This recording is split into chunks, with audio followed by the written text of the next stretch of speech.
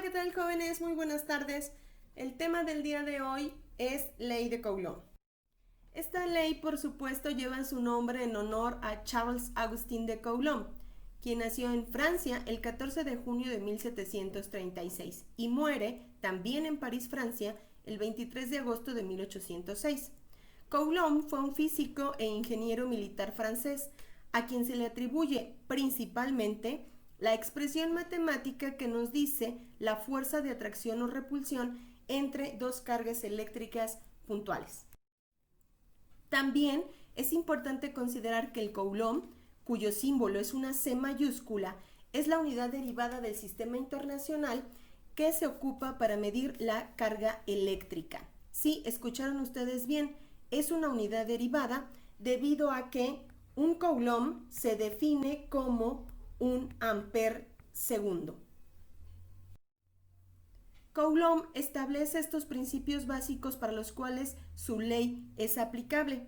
Es muy importante establecer que él lo único que hace es recopilar estos principios, puesto que ya se habían establecido con anterioridad. Estos principios son: hay dos y solo dos tipos de carga, la carga positiva y la negativa. La carga positiva se le atribuye al protón, mientras que la negativa se le atribuye al electrón. Dos cargas que tengan el mismo signo se van a repeler, mientras que dos cargas que tengan signo contrario se van a atraer. Esta fuerza de atracción o repulsión entre las cargas puntuales actúa a lo largo de la línea de unión de las cargas. Esto es muy importante que ahorita lo consideren, más adelante lo vamos a retomar. La fuerza de atracción o de repulsión entre dos cargas puntuales es directamente proporcional al producto de las cargas y además es inversamente proporcional al cuadrado de la distancia que las separa. También esta fuerza de atracción o repulsión depende del material en el cual se hallan sumergidas las cargas que estoy estudiando. Esta constante del material la vamos a denotar por la letra K. Esta que ven ustedes aquí es la expresión matemática para la ley de Coulomb. Los principios que dijimos con anterioridad pueden resumirse en esto que ven ustedes aquí. F igual a K, Q1, Q2 entre R cuadrada, donde F es la fuerza de atracción o repulsión.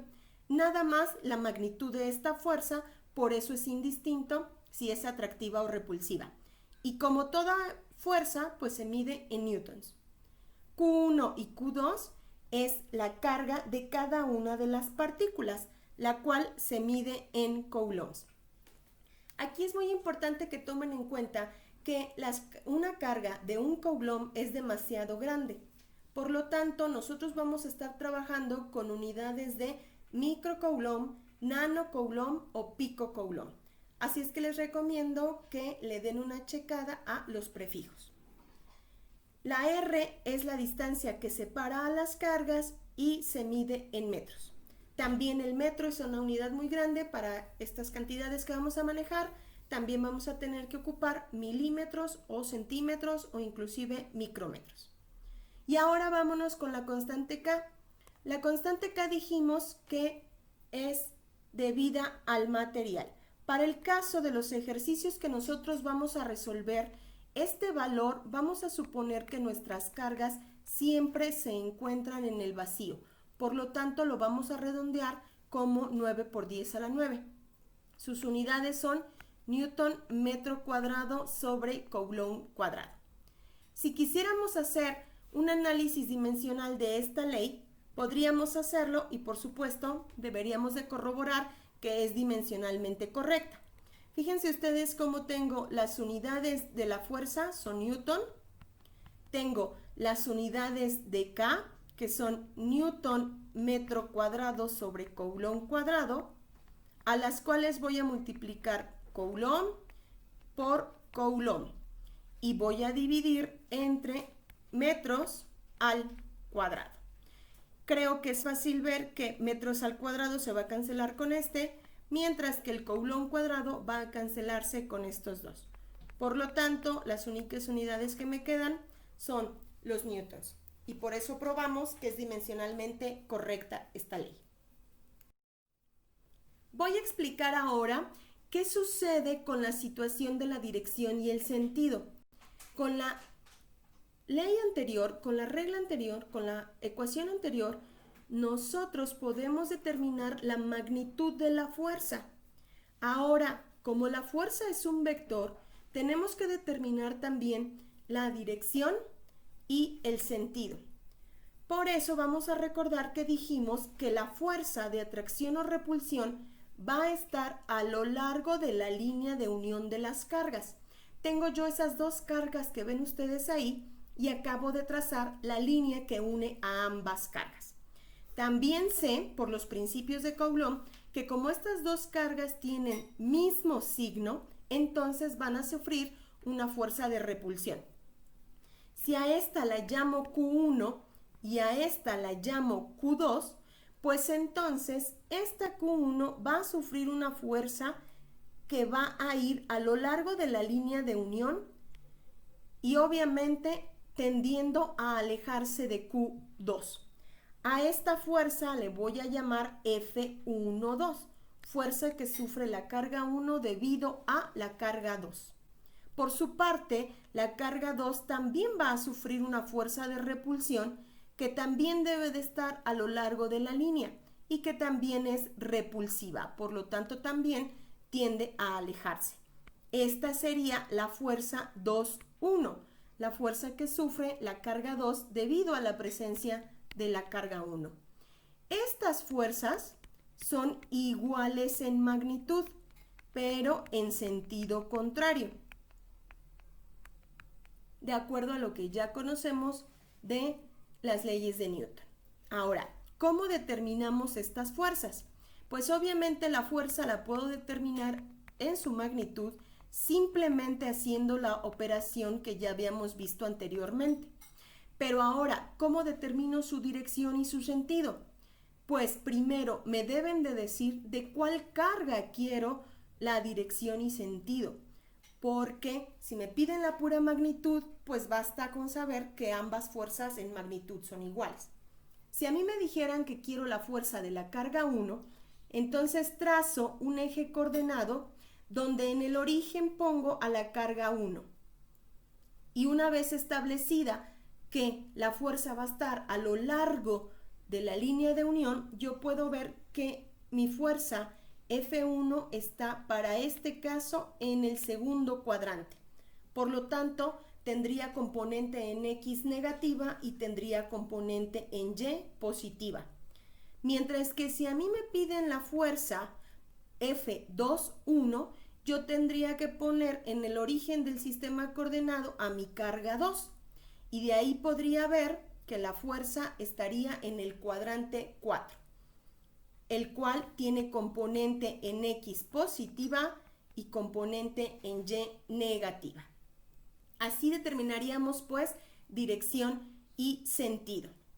Ahora, fíjense cómo la ley de Coulomb nada más funciona cuando yo tengo dos cargas. ¿Qué sucede si por alguna razón existe una tercera carga? Y entonces voy a dibujar una tercera carga a la que por supuesto le voy a llamar Q3, la cual puede tener el signo que yo quiera. Entonces esta sigue siendo Q1, esta sigue siendo Q2 y esta sigue siendo Q3. Ahora sí, las magnitudes de las fuerzas, pues obviamente ya no hay relación entre ellas, por eso tendrían que empezar diciéndome en mi problema cuál de las tres cargas quiero la fuerza.